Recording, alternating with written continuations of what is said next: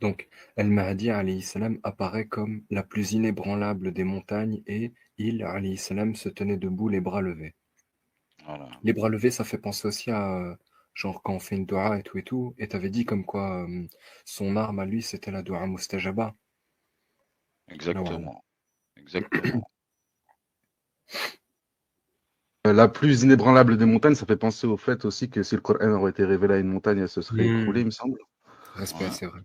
Donc le c'est fait que ouais, ça soit la plus... Enfin, la phrase, elle est partie, mais de tête, je l'ai encore. Et autrement dit, il a réussi à être la plus inébranlable des montagnes, c'est-à-dire quelque chose de puissant, de fort, et qui a aussi assumé un rôle qui est difficile à porter, mais il est dans une position où il lève les mains vers le ciel, c'est-à-dire que c'est une force qu'il va chercher auprès d'Allah et non pas juste lui-même.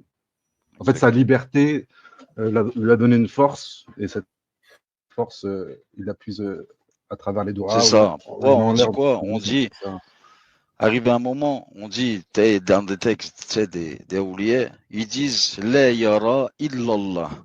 La yara amamahu illallah. Il ne verra devant lui que Allah. Il ne verra rien Subhanallah. d'autre. Rien. Il ne verra devant lui que Allah. Tu vois.